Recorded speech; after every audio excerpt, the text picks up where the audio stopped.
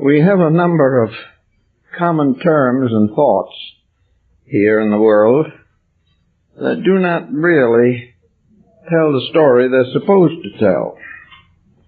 And as a result of that, we have come to the conclusion, which is quite erroneous, that we are as old morally, mentally, and emotionally as we are physically. That if the physical body begins to get a little decrepit, they become elders. And now we have the term maturity, which is generally attributed to a physical condition of retirement, but actually simply stands for integrity, or the adulthood of our minds, emotions, and inner convictions. We term an adult now anyone who is able to vote or drive a car. Actually, this statement is completely erroneous. An adult is a person who lives on the level of a realistic integrity relating to his humanity.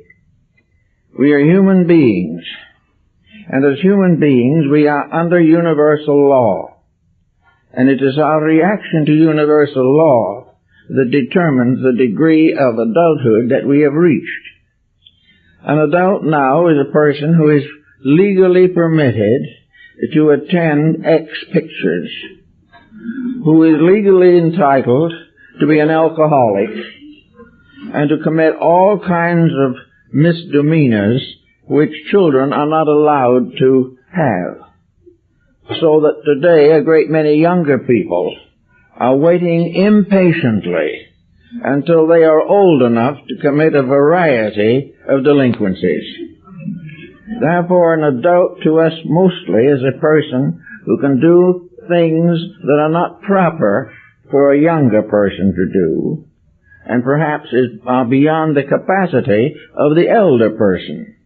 Somewhere in between, we consider ourselves to have the right to think that we are a mature human being.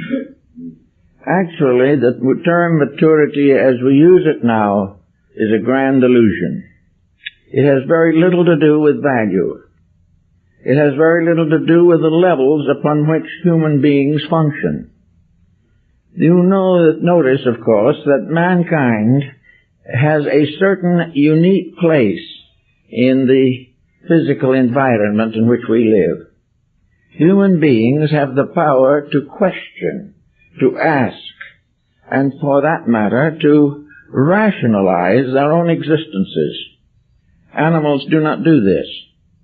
Animals are completely governed by group intelligences. They do what their kind is supposed to do. And we have outgrown this. We no longer do the things that our kinds are supposed to do. We break all the rules because we have will and individuality and personal intellectual. We are not anywhere near mature. If a mature person comes along, they're apt to be crucified. They're apt to be disgraced and dishonored, because maturity demands integrity, and integrity is in short supply and even shorter demand. We do not really want to grow up. We want to remain in a world of childlikeness or childishness. We want to live in a world where someone else does our thinking for us, where we are protected in every way possible, where we do as little as we can and gain as much as we are allowed to gain from our efforts. We expect to be supervised, we expect to be protected, catered to, and even come under a benevolent care of an invisible deity. We are not ready to stand on our own feet, do our own thinking, and create appropriate codes for personal conduct. As we notice in a great many television programs that are coming through, particularly on Station 28, there are a great many nature studies. Many of these nature studies are most illuminating and inspiring. Most of all, however, they tell us that these various creatures live under laws, that these laws were not created by them, and they have absolutely no way of amending them. They simply fulfill the problems of survival and perpetuation. They have within themselves a mysterious code which tells them what to do, and some of the things they do are almost unbelievable. We must almost believe that each of these creatures has a tremendous storehouse of individuality, but this is not the case. The bird that builds the extraordinary nest is following impulses, instincts, and attitudes within itself, peculiar to its kind, and it will seldom violate the laws of its kind. Therefore, we say with Aquinas that there are no such things as sinful animals. There are no plants that are delinquent. All of these forms of life are by nature and inherent pressure creatures of integrity. They do the job they came to do. They live the way they are supposed to live. And they are all gathered together into groups, types, generas, structures, and systems by which they maintain and perpetuate themselves rather well until mankind comes in and spoils things for them. Today we are also to remember that the individual is no longer under animal controls. He is under the control of his own mind. He has the right to create his own way of life. But this does not give him an excuse for delinquency. Man, because he is capable of knowing what laws are and why they are, and through experience justify their need, because of these elements within himself, the human being is capable of judging and planning a career. If at the time he makes these plans he is very young, then he must depend upon education to give him a basic working outline. Education for the human being should be developed strongly on the principle of responsibilities. He has duties to himself. He has duties to his kind, the humanity of which he is a part. He has duties to nature around him, over which he has a certain domination as a gardener or worker in this particular world. He has responsibilities from the cradle to the grave, and these responsibilities he must fit himself for. If he fits himself properly for the responsibilities of living, he will have a reasonably constructive and helpful life. He will be respected by others, and he will respect himself. If, however, he loses sight of all the rules which every other creature in the universe must obey, and starts out on a solo flight to the satisfaction of his own appetites, he will very soon be in serious trouble. And the more serious the trouble is, the more rapidly it spreads through society. The delinquent individual is not only damaging himself, but he is damaging the entire human race, and for that matter is extending into all the other kingdoms of nature in one way or another. Man today is destroying not only his own way of life, but the very planet on which he is living. Now, the universal law also has certain curbs on it. He can go so far, and no further can he go, because after he reaches a certain point, his various conducts become autocorrective.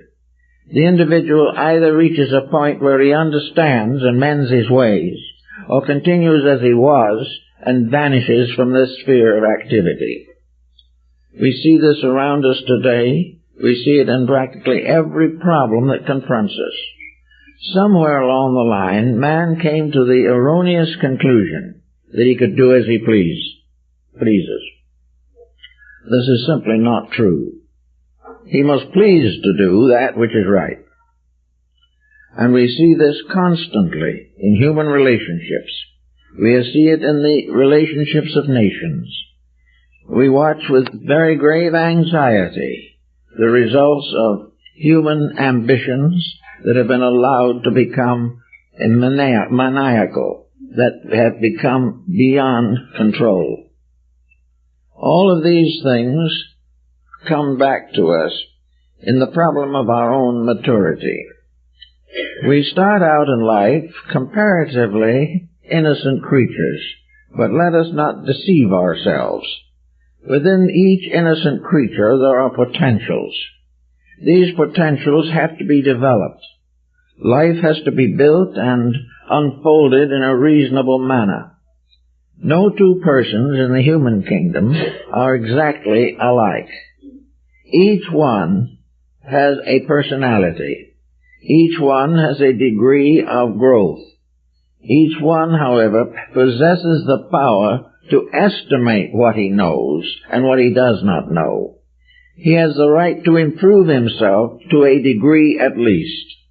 He has the right to choose that which is best for himself so far as he knows.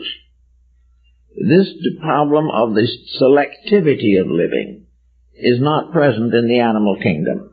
It is part of man's peculiar endowment.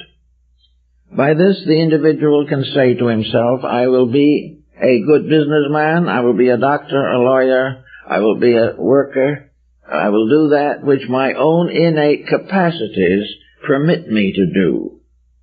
And in order that my capacities may be a little more than that by which I came into the world, we have the idea that I will become educated, that I will learn a trade, that I will study a profession, and that I will do one thing or another to make myself more valuable to society, and therefore receive greater recognition from society. These things are personal decisions, and these decisions become the basis of growth and the development of our lives. Now, every child has to pass through certain stages toward adulthood. This is the body itself building its own way in life. It is the body gradually becoming capable of maintaining the dweller that lives in the body. What Carl Jung calls the person in the body. In other words, before he can settle down to a useful life, the individual has to build a house. This house is primarily his own body. This body is variously conditioned by circumstances. Some have better starts than others.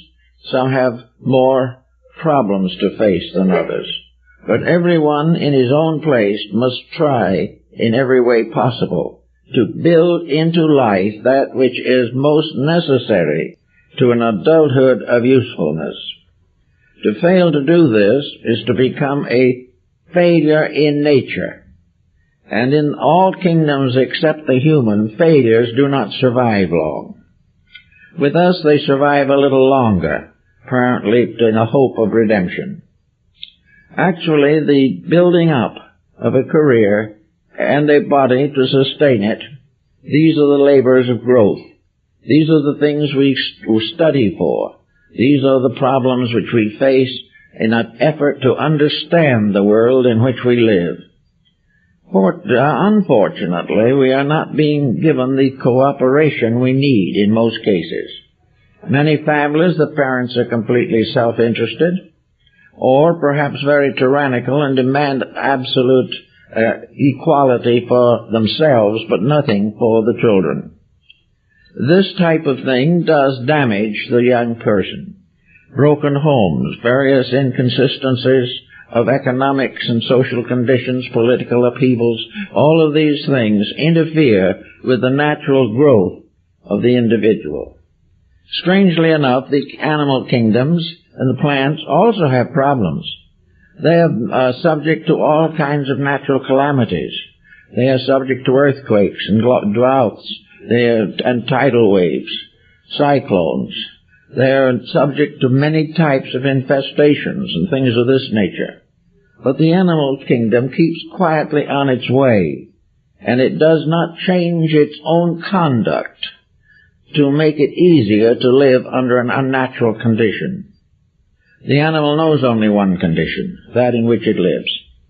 Therefore it adapts to it, adjusts to it, and gradually becomes capable of perpetuating it for its own progeny.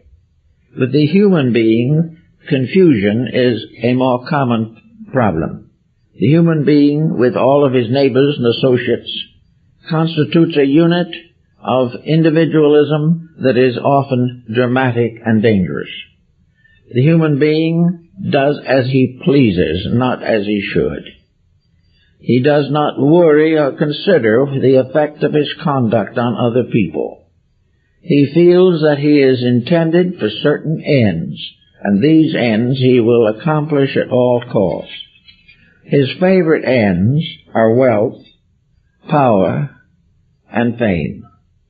These are the things that he really considers to be the great realities. Animals don't seem to suffer from this peculiar absurdity at all. They are not particularly interested in wealth, except to put a few chestnuts away for the winter. The great careerism, which has dominated humanity from the beginning, and has given us nearly 8,000 wars in the records of history. This type of thing is unknown outside of our own kingdom. And it is one of the reasons why our kingdom is always staggering along under a tremendous adversity of one kind or another. Now, how are we going to estimate the problem? How are we going to decide what the individual should be and what he should do?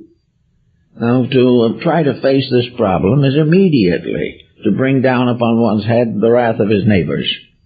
Each person is convinced that everyone else should do what he wants them to do. To differ from him is a mistake. To differ loudly and clearly is anarchy.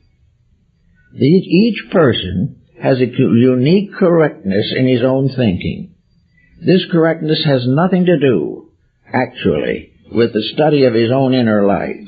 It is simply the decision and determination to accomplish the goals which he has set for himself. The worst part of it all is that most of these goals have to be temporary. The human being's ambitions are very illusional. His career is an illusion, because he can only maintain it for a comparatively short time. So we begin to say, what is the difference between maturity and what we might call growing up? Maturity must be building in something that survives the vicissitudes of age. Age and maturity are not synonymous terms. The elder is not mature. The elder is simply older in years, but he does not necessarily represent a person of greater personal maturity. Maturity, therefore, demands an individual taking hold of his own life and making it significant. Significant of things which are the best that he knows. The other kingdoms have no best and no worst, because they do not know.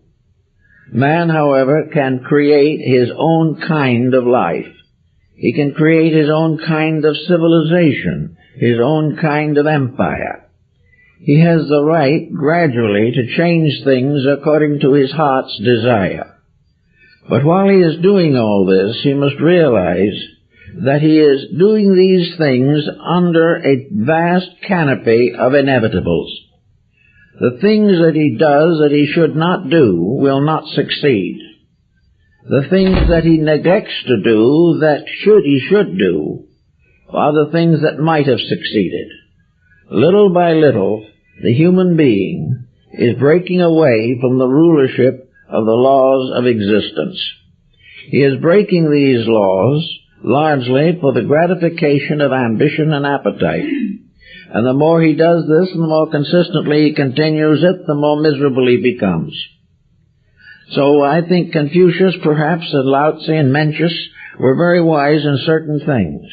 Namely, that the beginning of a good life probably is to realize that we come into this world only part way along a great evolutionary path. We are not on the summit of eternity. We are somewhere in the lower foothills. We are not now ready for that supreme fulfillment that we constantly feel that we're entitled to, even though we've done nothing to earn it.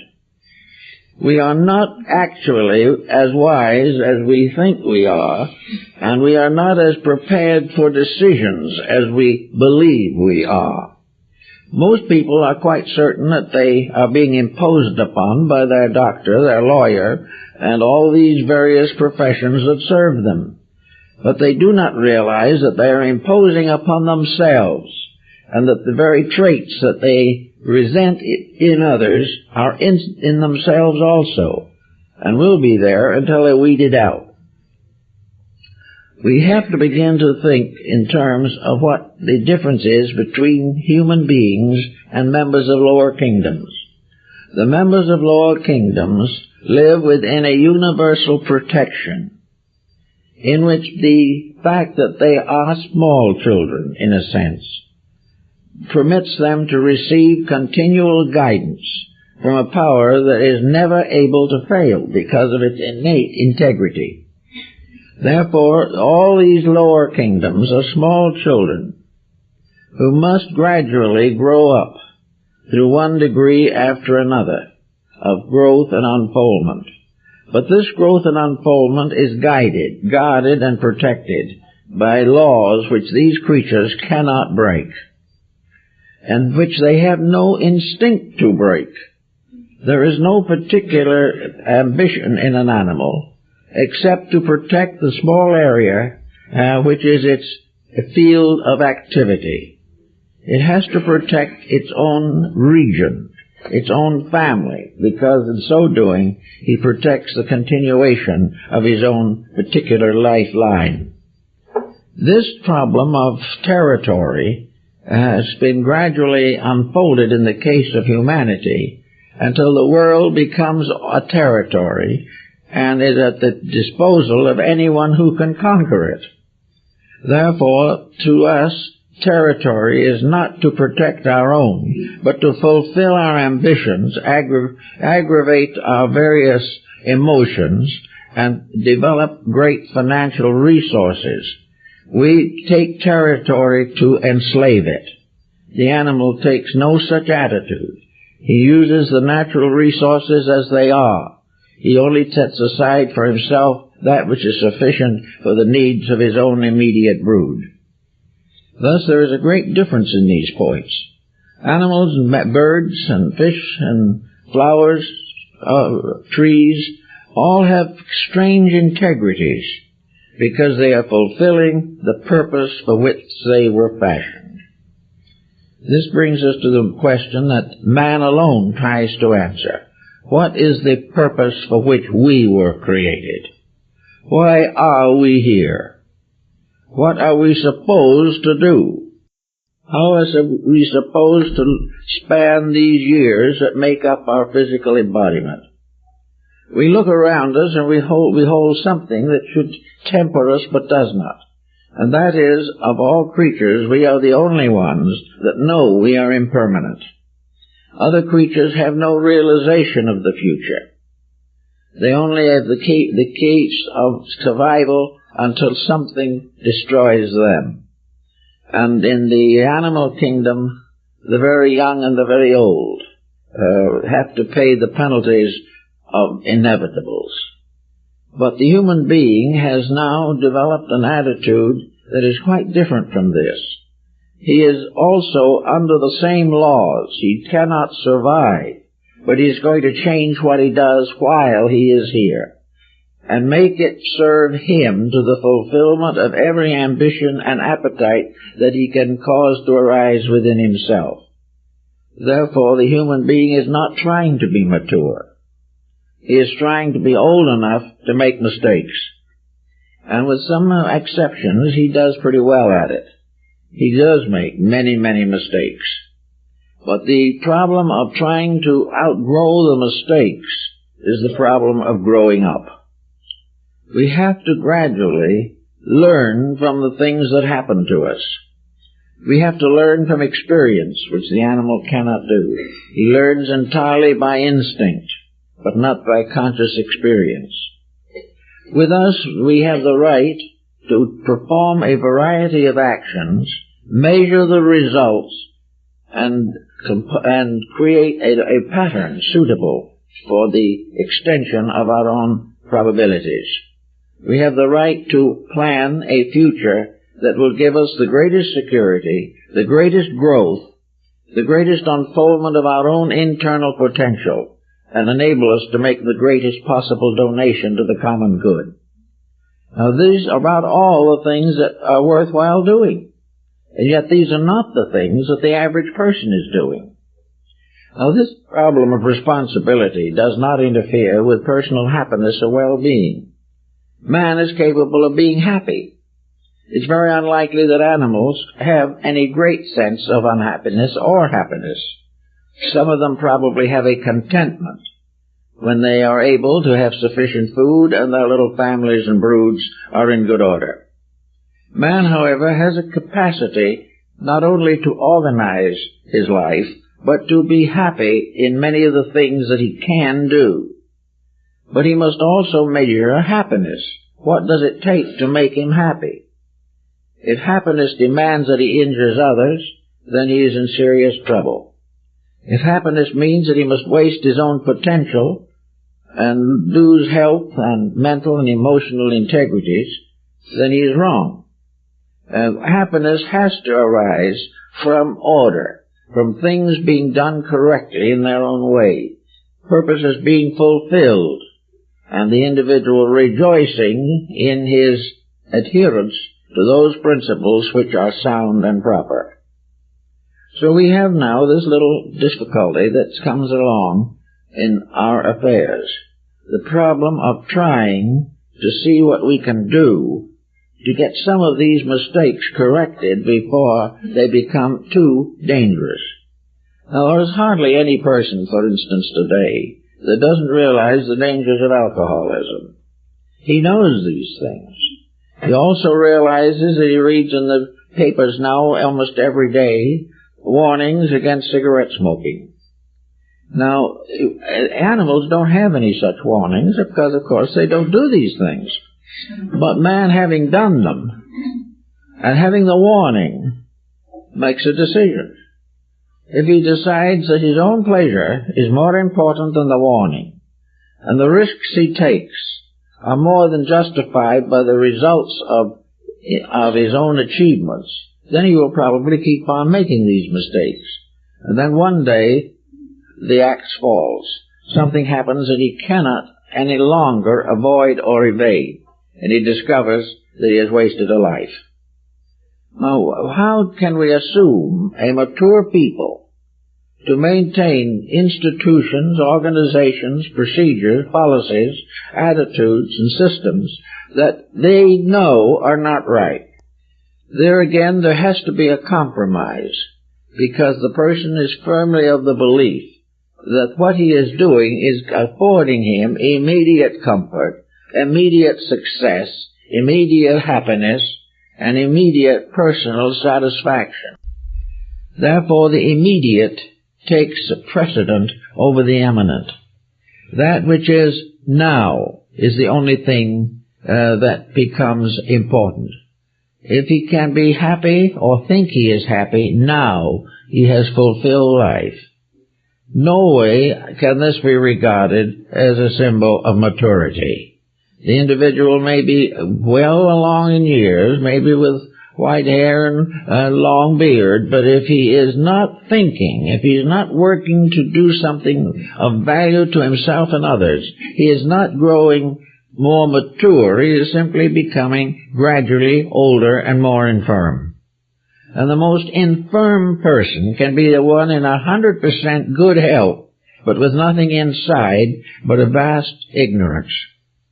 The individual does not become mature because he copies the delinquencies of older people.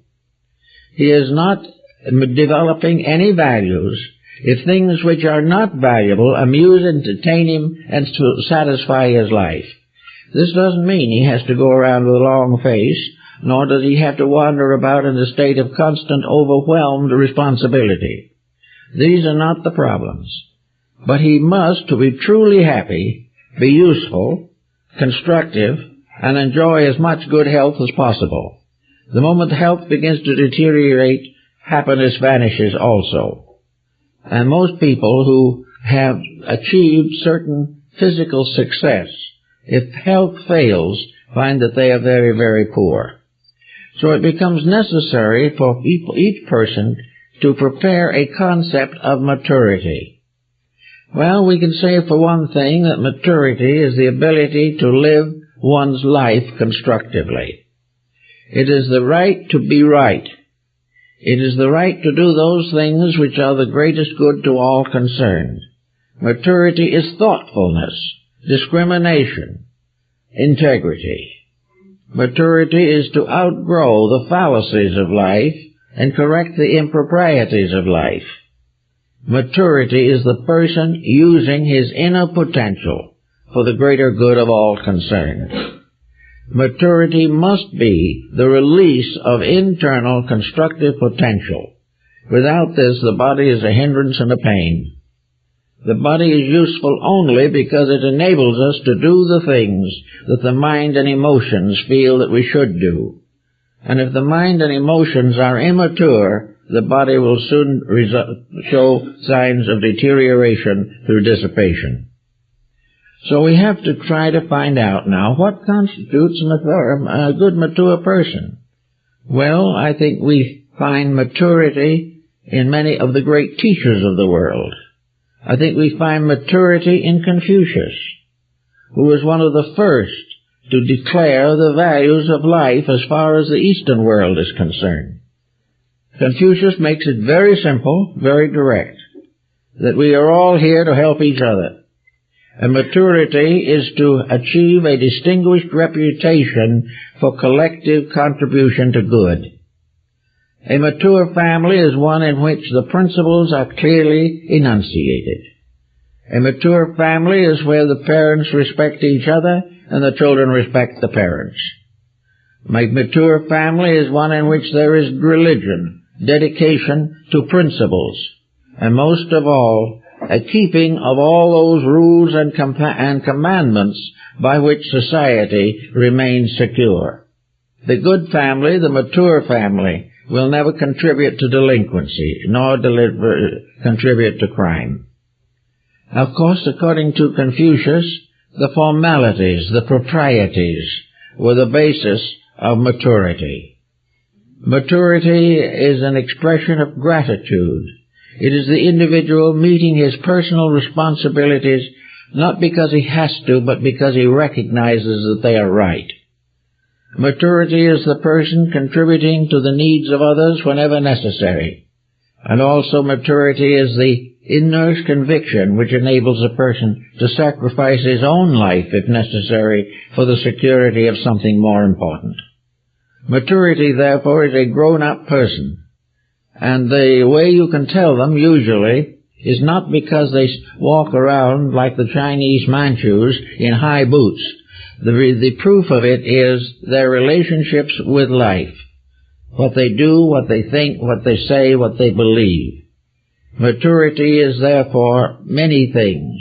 Maturity is thank you for a service rendered. Maturity is a reward for good done. Maturity is respect for authority, a respect for age. Maturity is a parental attitude to youth wherever it may be. The mature person worships deity through kindness, gentleness, integrity. Maturity also often brings with it an appreciation for the arts, music, literature, all kinds of refined things. The mature person rules his own family wisely and lovingly, and each of the members of the family respects the others, and also respects the potential within themselves, which must be developed if the person is to become a mature individual. So Confucius put maturity as something to us would be almost perfection, something beyond anything we can really appreciate. But it's not true at all. Maturity is simply the individual reacting to his own internal endowments. Maturity is the use of the mind constructively, the use of the emotions constructively, and the care of the body with discipline, or at least with consideration. Therefore, a mature person does not make common mistakes. They do not have bad dispositions. They are not confirmed worriers. They are not jealous of each other. They are not contentious in their attitudes. They do not create riots. They are not given to crime. They do not attempt to take what they have not earned. And when they work, they do an honest day's work. These things make maturity. Maturity has nothing to do with wealth. It has nothing to do with physical office. It really has nothing to do primarily with years, because maturity can extend over a long period of time.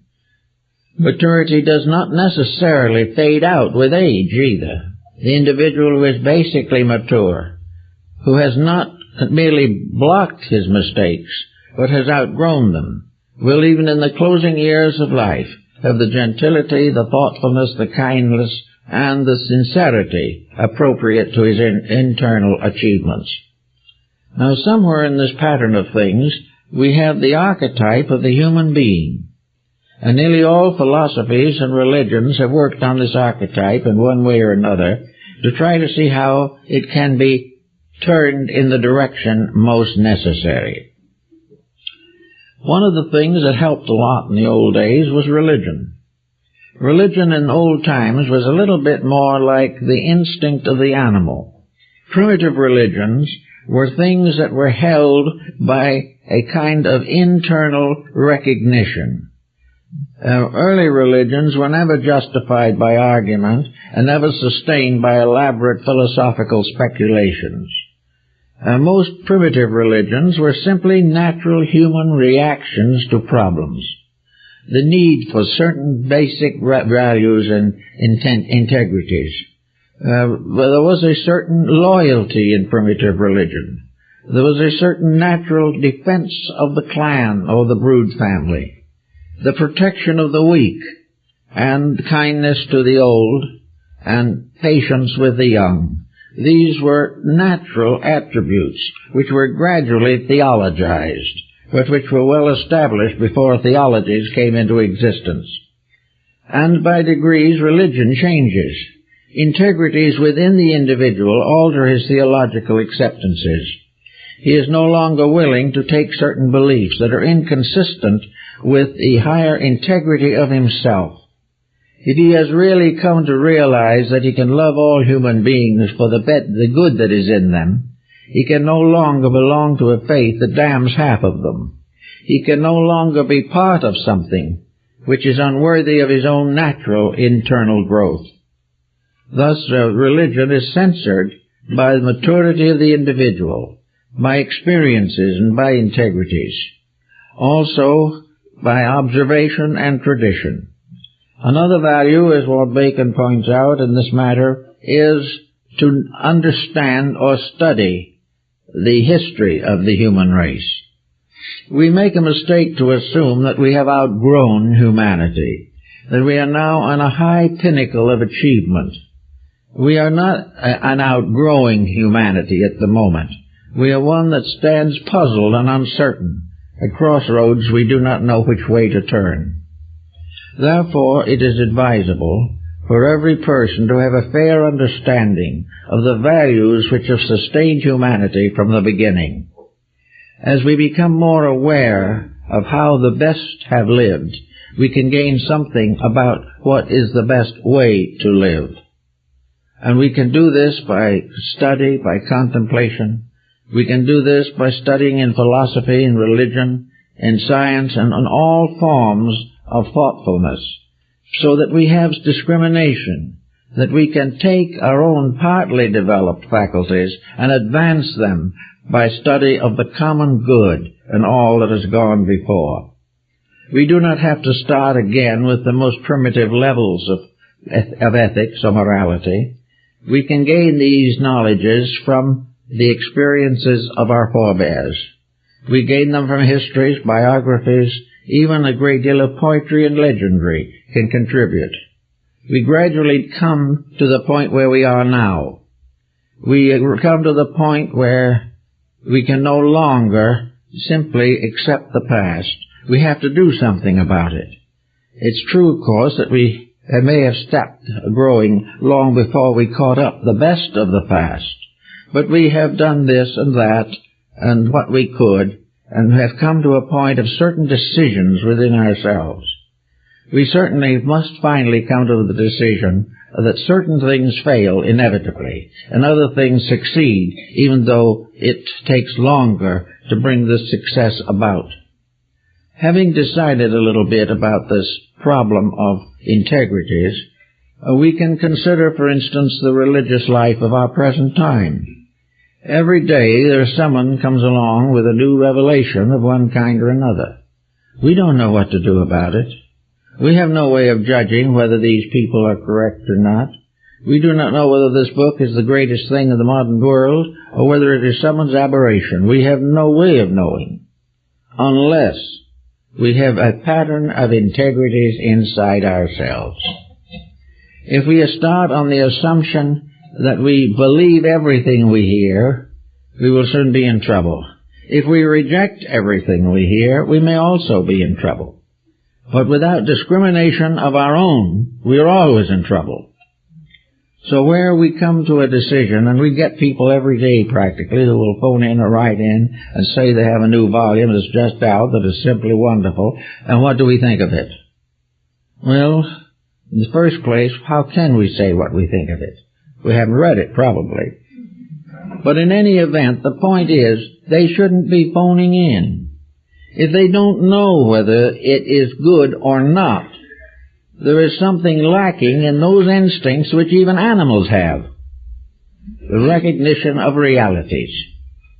If they find in a book various efforts to escape responsibility, if it is filled with promises that cannot be fulfilled, if it is constantly luring the person to further physical securities, advantages, or opulence, then there is every reason to feel that it is simply contributing to the misery of mankind. We must have some basic integrity in ourselves before we can even read a new book safely. We have to have principle. We have to have some kind of a firm belief in values, or we cannot estimate the values of other people. When we review books, or when various people interpret them, this is usually a very unfortunate experience, because we do not know the book, we probably do not know the reviewer, and the reviewer himself may not know what he's talking about. The result is a great success economically, but a miserable failure ethically. So we have to have in ourselves certain basic standards that we will not compromise. One of these standards is to avoid anything that promises great rewards for small efforts. To be rewarded for doing nothing, or to have your various mistakes nullified without self-improvement. These things begin to make problems, and sincere people seek to avoid them. We want to know more of that which is real. We want to know more that will contribute to the enlightenment of ourselves and the improvement of society. We want things that help us to grow, to become mature persons. And maturity never seeks evasions or avoidances. Mature persons never look for shortcuts. They do not believe in rewards they have not earned. And they are very cautious in the development of those extrasensory perceptions which can be so easily distorted and fabricated. So the person himself has to have a certain amount of maturity or he can't go any further. He cannot make the next step unless he knows what he has already accomplished. He must make one step at a time, but he must have stepped from one secure position to another, or else he will drift into some kind of a quicksand. The problem then with each person, if he is not yet completely aware of values, he must accept maturity as a natural instinct to learn. He must want to know. He mustn't be sitting back complacently believing that he knows more than anyone else. The beginning of maturity is the desire to improve, and therefore to use all legitimate means to find out how to improve. And nearly always the best sources of information come from those whose careers and whose achievements over periods of ages have earned the respect, confidence, and belief of mankind. Tremendous importance of the Ten Commandments is a really important discovery. It can take the place of a vast amount of literature. If we want to accept the Sermon on the Mount, or maybe one of the Pauline epistles, and find in it a statement of conviction and policy, very simply put in words. Most of the great scriptures of the world were written with words of one or two syllables alone. But the integrity is the thing we're looking for. And we generally turn from that to something exciting, something dramatic, something that stimulates the wrong emotions. All great wisdom quiets emotions. It does not destroy them. It makes them quiet, peaceful, and useful at all periods of life. So the feelings of all kinds contribute to growth. Actually, also, in the search for integrities, we have to realize what most people are now discovering, namely that where education ends as we know it, true learning begins. We have to recognize that most education as we have it today is equipping us to live in a world which is itself deformed. It is helping us to adjust to something that is not true, not real, and not purposeful. We may have to make certain adjustments in order to survive, but we must never for one moment forget that they are adjustments and not mistake them for legitimate ends. We must realize constantly that we must try and strive in every way possible to adjust our lives to those principles which endure and which have lasting benefit. Therefore, maturity becomes more or less a symbol of an ability to do things in a right way.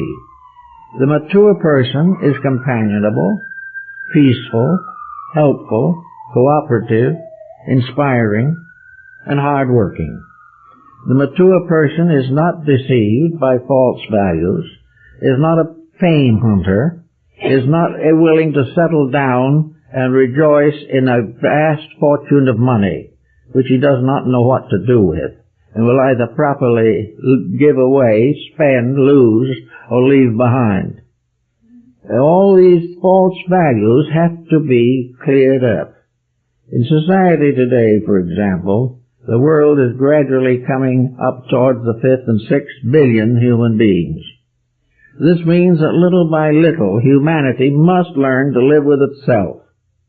This business of living by preying on itself will not work. Mankind never can be a successful cannibal. Mankind must serve to protect these values about which today he is indifferent. For the sake of an immediate profit of a few $1 million, we will destroy that which is necessary for generations to come. We will depart from all common sense, valuing things only in terms of cash, and gradually destroying the very ground from under our own feet. Now, we do this with a good straight face, and we listen carefully to people who advocate it, and we assume that they're normal, mature people. That if a person in 50 or 60th year tells us that we should do a certain thing, this must be given very grave consideration. When in the fact of the matter, so-called maturity as we know it today is simply a very powerful intellectualized self-centeredness. It is something that has no consideration for real value. We are always advising people to do what we would do, and when we do what we think we should do, we're sick. So the whole thing doesn't work out. So maturity is something we can't think about at the moment. We must not think of ourselves as wise enough, strong enough, or great enough to think our way, plot our way, scheme our way out of the dilemmas we are now in. The only way in which we can solve these problems is to gain greater and greater relationship with our own internal life. Somewhere locked within ourselves is a divine principle which embodies within itself the entire pattern of universal law. The divine law, natural law, and human law are all within the person. They're inside. They're there because they have been brought along down with the very principle of fecundity. We inherit this basic life pattern or we die before birth. And the fact that we can breathe, that we can think, and that we can make mistakes is a proof that there is a power within us in which we have an access that is tremendous and universally redemptive. The power inside of the individual is a redemptive power. Power on the outside is usually destructive. But this inner power cannot function unless the individual stops misrepresenting his own nature. The true patterns of maturity must come from a partnership with the laws of existence, and not a constant violation of universal law in order to achieve physical gratifications. So inside of the person, as every mystic has known, every esotericist has known, the whole code of nature exists. It is available to us. It is a code higher than that of the animal. It is a code which, however, he reacts to instinctively, and we react to intuitively. And intuition is instinct that has been stepped up to a higher level to meet the needs of a creature more highly evolved. So with intuition about things, an intuition which is clear of all ulterior motive, each of us have within our abilities a true code upon which to build. There is inside of us the very laws that we are seeking on the outside. We have spaceships going off to planets. We are doing all kinds of things to break and split atoms and so forth. But the great scientists, or the great sciences of existence, arise from the intuitive inward recognition of divine purpose. The individual matures when the reality in himself comes through. He matures not when his mind takes over and makes a despot out of him. He is mature when his soul takes over and makes a liberator out of him. He becomes a great person when the divine greatness moves through him. He remains a tiny person when he tries to be great without enlightenment. So all these things must be all considered in one way or another in order to reach what we might call a grown-up state. And Lord knows we need it now. We cannot keep on being eternal children. If we are going to be children, and there's a way of doing that is very interesting also, if we're going to be children, we must be childlike. This was the secret that Mencius learned from his mother. Namely, that childlikeness is simplicity. It is faith, it is trust. And strange as it seems, very often this trust in another also corrects the other person. If some child trusts us, we are going to try to be worthy of that trust. Therefore, childlikeness makes a world in which people are inspired to keep the ideals and beauties and truths of each other. But childhood in the ordinary sense is simply ignorance. Now, somewhere between ignorance and wisdom, we are existing today. And we are looking around to try to figure out how we're going to legislate out of these problems. We're going to try to figure some way to balance the world's budget. We're going to try some way to get rid of nuclear armament. But we're doing it all through appealing to the exterior part of the individual. We are trying to tell him that he'll kill himself if he doesn't do something about armament. This is true, but is not the basis of a correction. We are assured that if we don't do certain things, our economy is going to collapse. Well, if we do certain things we're doing now, it will collapse. There's no way of preventing it. All of these outward things have to be moved, directed, inspired, and sustained by inner convictions. The reform that we are looking for must be that to realize that every human being that comes into this world has a fight on its hands. It must struggle between self-interest and universal good. Every person that comes into this world, seemingly, is to a measure at least self-centered. They want what they want, and they want to live in a world in which their attitudes and beliefs can be fulfilled. But they come into the world without a sense of responsibility.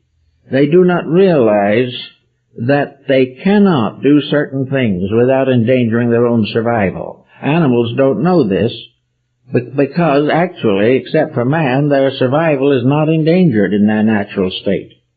They will survive because of the fact that they cannot go against law. They have no way to go. They have no mind to tell them what to do that isn't lawful, or how to escape the natural problems of existence. Man has developed these as additional values. They have been given to him that he might be the creature that becomes self-governing, self-ruling, and self-dedicating. It is the hope of the powers of nature that man will become a faithful shepherd in the garden that the Lord has given him.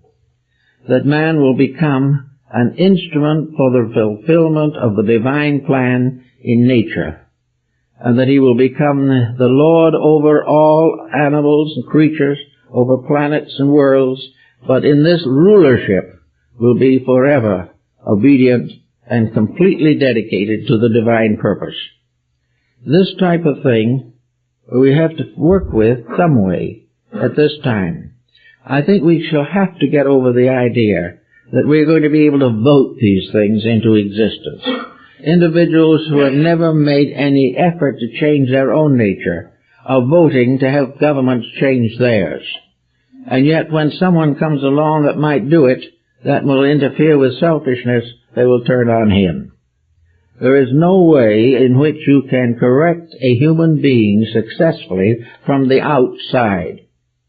There is no way in which you can free him from the consequences of his own outside actions. But all outsides are governed from the inside. Therefore, the great government, the universal government, the divine government, is communicated through the individual and not to him. It is his own experience rising up. It is the mellowing result of life and living. It is the inevitable conclusion that comes through the experience and the practice of the various processes of existence. Man can come together, not by having identical attitudes or the same governments or the same arts and sciences, but by the same integrities. For the basic integrities are what create governments, what create laws, create sciences and arts. And where the integrities are wrong, the arts, sciences, and governments become corrupt. Therefore, for everything that we need and everything that we desire, there is a proper way of attaining that. There is a way to have peace. There is a way to have security in this world. There's a way to go on doing better things.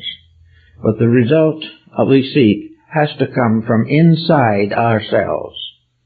We have to stop cheating every day. We have to stop all these little deceits. And while that is always very important, there is also the emotional and spiritual relationships of people that are very important. Relationships of integrities, that we admire people for what they are. And when they are doing a good job, we roll up our sleeves and help them.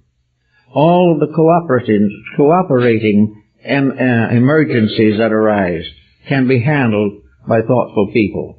Little by little, we can lift the problems of poverty. We can lift all these different racial and other situations that are dangerous, but only when the one life in all of us is allowed to shine out.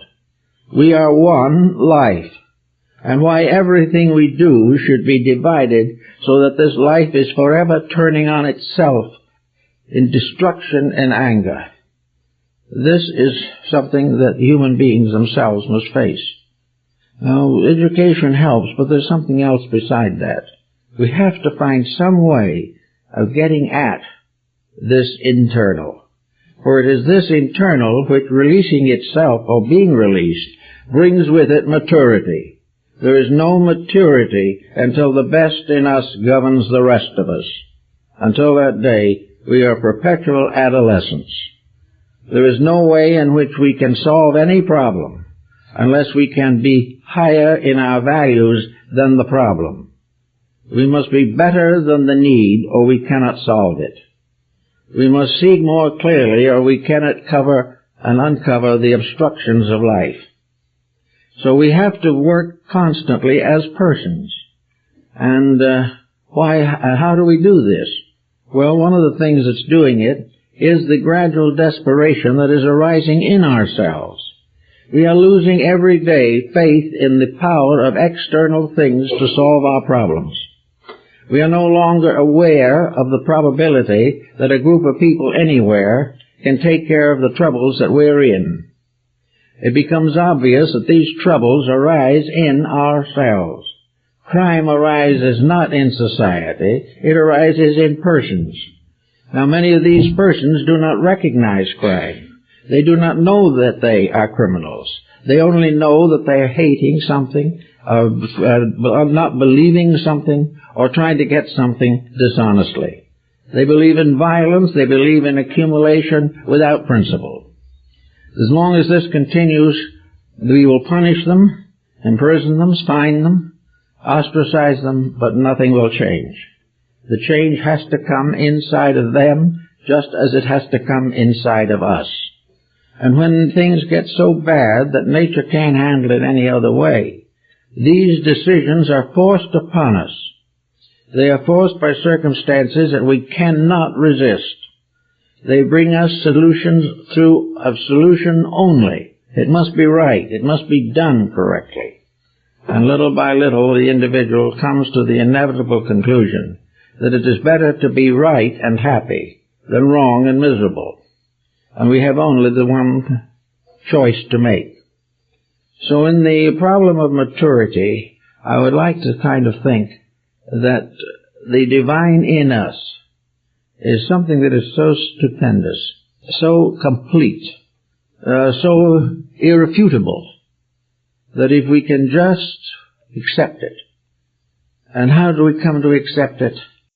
I would suspect that one of the ways is to accept it is to look out, see things as they are, and then suddenly realize change is possible.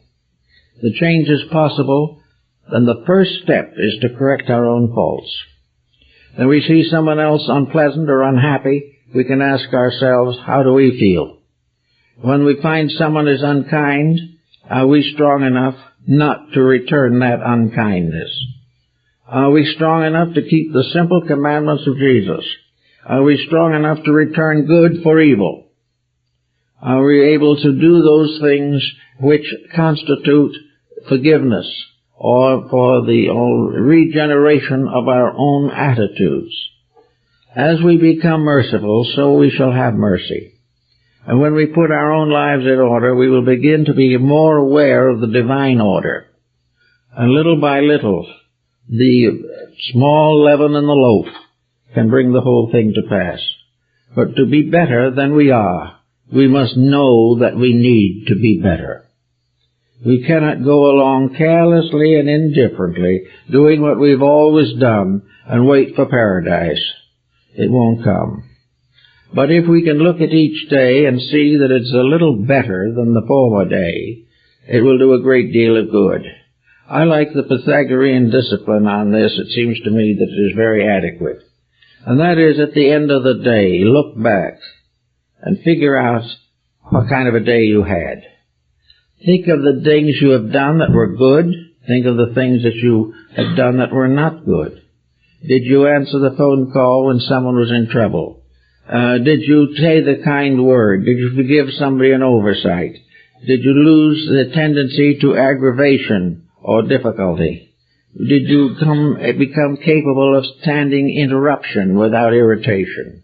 Little by little, are you able to gradually dominate the negative aspects of your own life? Are you weary from work or weary from objection to work?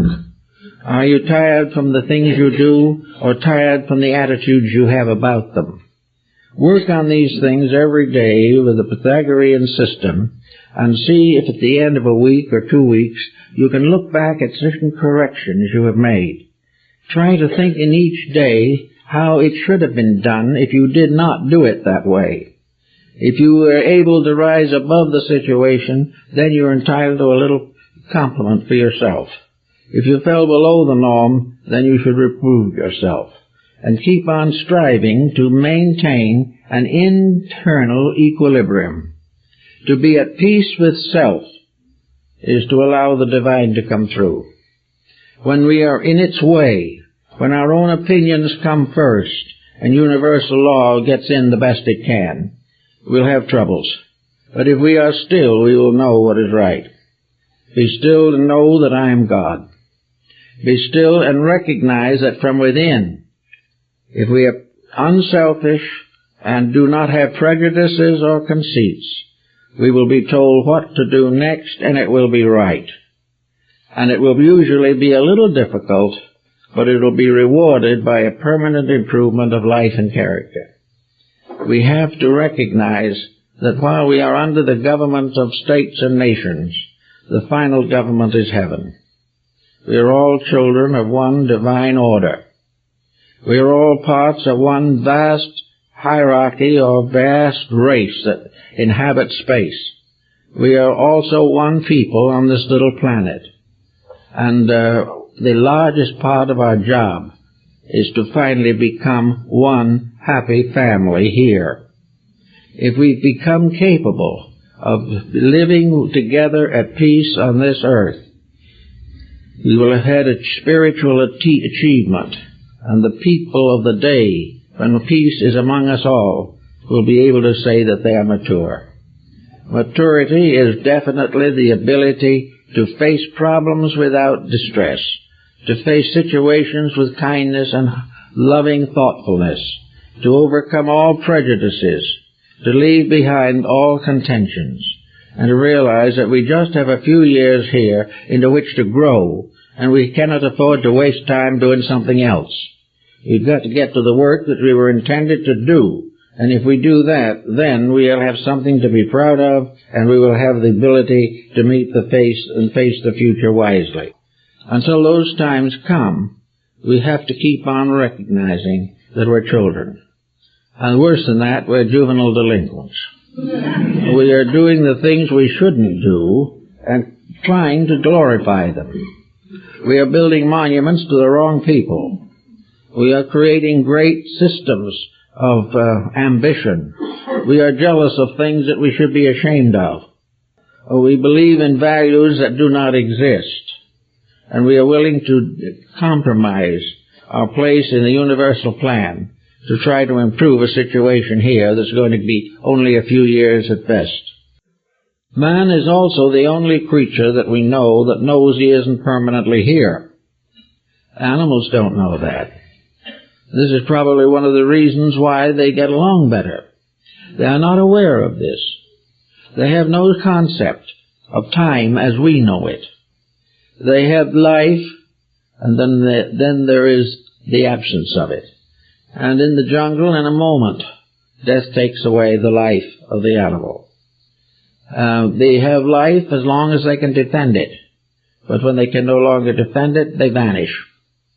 We have life as long as we can defend it, but we have other ways of assailing it. But most of all, we are creatures that know that everything in this world is transitory. We know beyond question our true orientation in space. We know what we do. We know approximately how long we have to do it in. We know why we're here if we do a little thinking, and we certainly know that we have to pass through experiences and then quietly depart. Now, as we have no permanence, everything that we now call ambition and fame is exceedingly transitory. It may be nice to be respected in your own time, but it is not worthwhile to be respected as the dictator does by bringing death to millions of people. We may be a little bit proud of having a successful business, but this does not entitle us to the satisfaction of knowing that we are living well for the good of others. Selfishness, in other words, has no future. Selfishness is a mortal thing.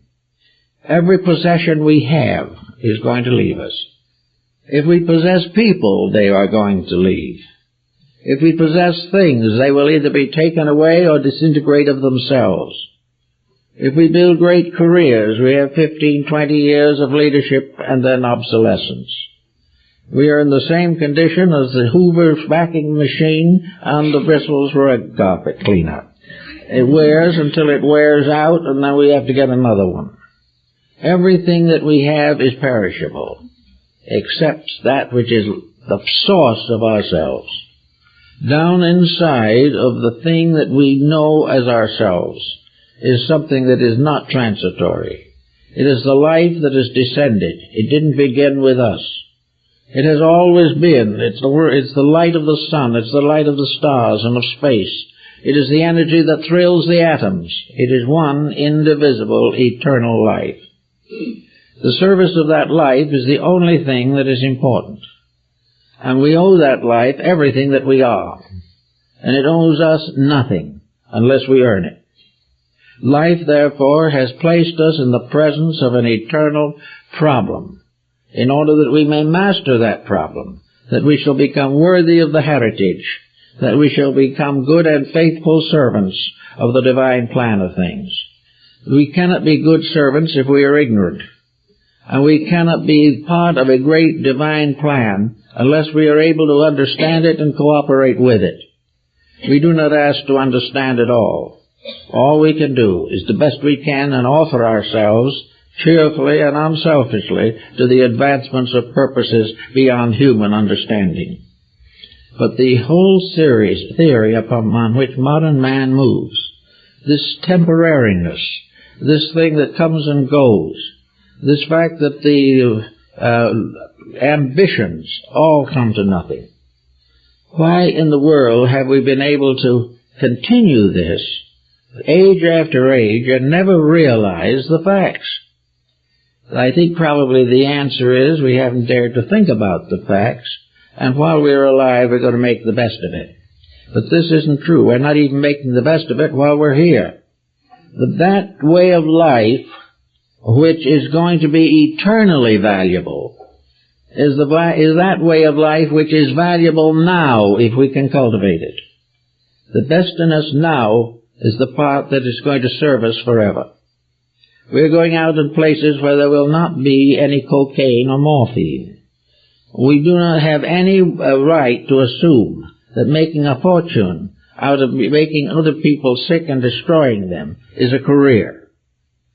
And we're going to have this problem until each individual in his own inner life makes a statement of values and keeps it. When the individual himself says no to temptation, there is no temptation. But as long as compromise for profit, fame, or notoriety is possible, we're going to have delinquency.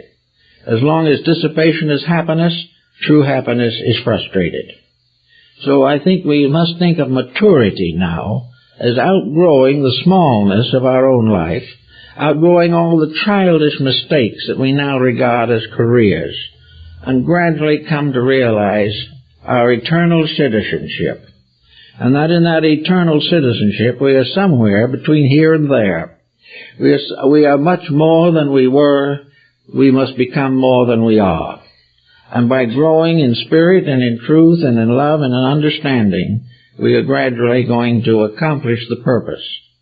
We are going to carry with us into other embodiments in the future good karma, the continuing reward of right, we will discover that there is no such a thing as a punishment that makes anybody, including God, happy. A punishment is the result in ourselves of having broken these rules. When we stop breaking them, karma becomes a glorification of our good deeds. We can have a great and wonderful life. Once in a while we see someone who seems to be having that now, and now we may be a little jealous of them. We say that they were dishonestly privileged in some way. But happiness and security must be earned, and a life that is dedicated to principles is not a disaster or an impossible miracle in space. A right life well lived is a natural reward of integrities. There are honorable people, and we can study them also, and can find out how and why they lived better lives, simply because they had released more internal potential. And we have to all understand this, and gradually release it as much as we can. If we do that, we'll be on our way to maturity. We will realize that maturity is not the right to be wrong. Maturity is not the privilege to dissipate. Maturity is not that the individual is old enough to break the rules of society. Maturity is not the person who is determined to waste his time doing things that are even below the level of childishness. Maturity is not the right to watch television 8 hours a day. Maturity is not the privilege to watch violence anywhere. Maturity is the individual becoming censorship over his own attitudes, so that he turns off what he knows is not right without a second of hesitation, and if necessary, disposes of a whole career if this career is gradually killing him. Little by little, we're going to make some good changes in life and do things that are right, and then we'll be mature.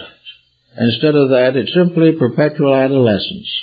It's the individual who will not grow up because he does not want the burdens of right living. He wants to do just as he pleases and have a happy life. But unless his pleasing is in harmony with the divine purpose, he's not going to have a happy life. It's up to each person to make a distinct effort to correct in himself those evils which he sees in society around him and which he thinks are endangering the survival of his civilization. Civilization will go on. We will in due time make the corrections, but we are doing it the hard way. We should be doing these things of our own free will. They're being forced upon us by disaster. We can change it, however, for when we begin to do it right, things will fall into place, and we'll find this much more pleasant world than we ever thought it was. We can all grow up, and in growing up, we do not grow old. It is not a sign of maturity that we are aged.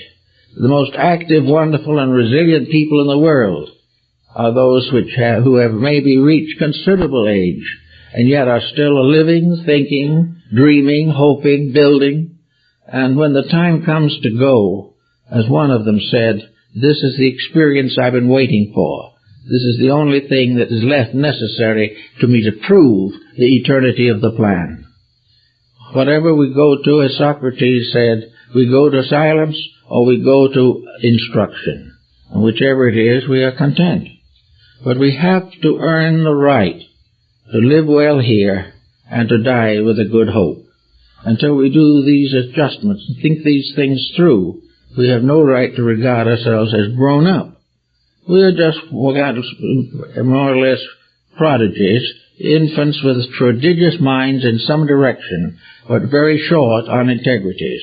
Until this thing is corrected, we're going to be in about the same condition we are now. And as we don't want to do anything like that, we want to get better. We might as well start right away and save time and energy. Well, I guess that's it.